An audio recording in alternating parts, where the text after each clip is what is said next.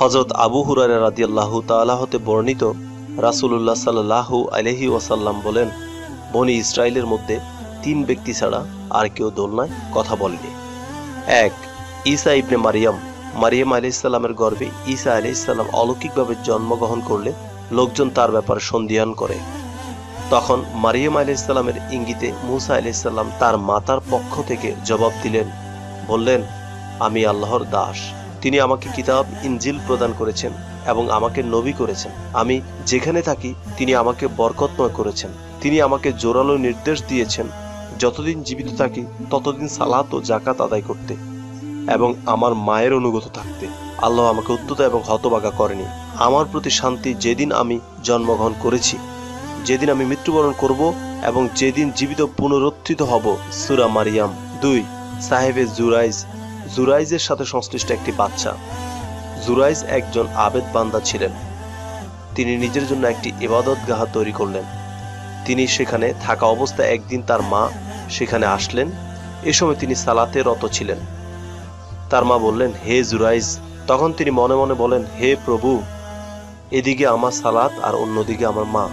জুরাইজ সালাতে রত থাকলেন। তার মা চলে গেলেন। পরবর্তী দিন তার মা আসলেন। এবারও তিনি সালাতে মগ্ন ছিলেন। তার মা তাকে ডাকলেন, হে জুরাইজ। তিনি মনে মনে বলেন, হে প্রভু, এদিকে আমার সালাত আর অন্যদিকে আমার মা। তিনি তার সালাতেই ব্যস্ত থাকলেন। এভাবে তৃতীয় দিনেও জুরাইজ একই কাজ করলেন। তার মা বললেন, হে আল্লাহ, একে তুমি জেনাকারী নারীর মুখ না দেখা পর্যন্ত মৃত্যু দিও না। বনি ইসরায়েলের মধ্যে জুরাইজ ও তার ইবাদতের কথা আলোচিত হতে লাগলো। এক ব্যভিচারী নারী ছিল। সে উল্লেখযোগ্য রূপ সৌন্দর্যের অধিকারিণী ছিল। সে বলল, তোমরা যদি চাও আমি তাকে জুরাইজকে বিভ্রান্ত করতে পারি। সে তাকে ফুসলাতে লাগলো, কিন্তু তিনি সেদিকে ভ্রুক্ষেপ করলেন না।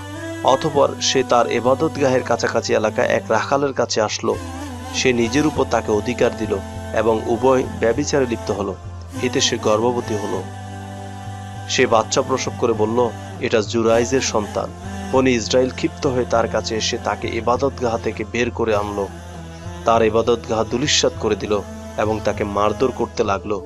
জুরাইজ বললেন, তোমাদের কি হয়েছে? তারা বলল, তুমি এই নষ্টা মহিলার সাথে জেনা করেছ, ফলে একটি শিশু ভূমিষ্ঠ হয়েছে। তিনি বলেন, শিশুটি কোথায়?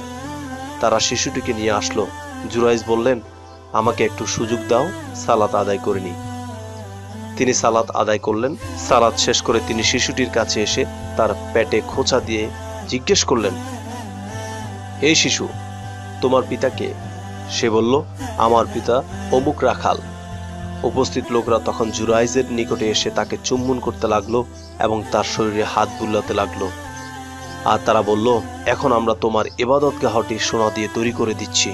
তিনি বললেন, দরকার নেই, বরং পূর্বের মতো মাটি দিয়ে তৈরি করে দাও। অতঃপর তারা তাই করল। 3. একটি শিশু তার মায়ের দুধ পান করছিল।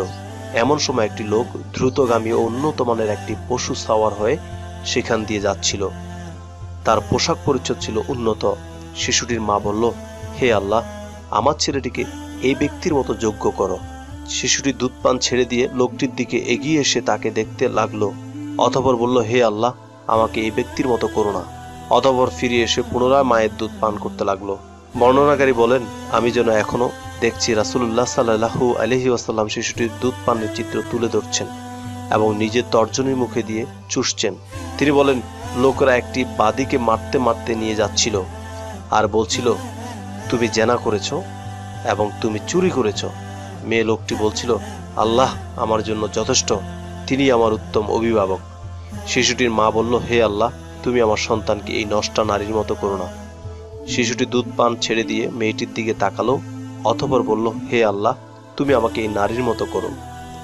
এ সময় মা ও শিশুটির মধ্যে কথা কাটাকাটি শুরু হয়ে গেল। মা বলল, হায় দুর্ভাগা, একটি সুস্থি লোক চলে যাওয়ার সময় আমি বললাম, হে আল্লাহ, আমার সন্তানকে এরূপ যোগ্য করে দাও। তুমি প্রত্যুত্তর বললে, হে আল্লাহ, আমাকে এর মতো করো না। আবার এই কৃতদাসীকে লোকেরা মারধর করতে করতে নিয়ে যাচ্ছে এবং বলছে, তুমি জেনা করেছ এবং চুরি করেছ। আমি বললাম, হে আল্লাহ, আমার সন্তানকে এরূপ করো না। আর তুমি বললে, হে আল্লাহ, তুমি আমাকে এরূপ করো। শিশুটি এবার জবাব দিল, প্রথম ব্যক্তি ছিল স্বৈরচারী জালেম, সেই জন্য আমি বললাম, হে আল্লাহ, আমাকে এই ব্যক্তির মতো করো না। আর এই মহিলাটিকে তারা বলল, তুমি জেনা করেছ। প্রকৃতপক্ষে সে জেনা করেনি। তারা বলেছিল তুমি চুরি করেছ, আসলে সে চুরি করেনি। এই জন্য আমি বললাম, হে আল্লাহ, আমাকে এই মেয়ে লোকটির মতো করো। আপনার মূল্যবান সময়টুকু ব্যয় করে সম্পূর্ণ ভিডিও দেখার জন্য আপনাকে অসংখ্য ধন্যবাদ। আর ভিডিওটি যদি আপনার নিকট সত্যি ভালো লেগে থাকে, অবশ্যই আমাদের চ্যানেলটি সাবস্ক্রাইব করে আমাদের সঙ্গে থাকবেন।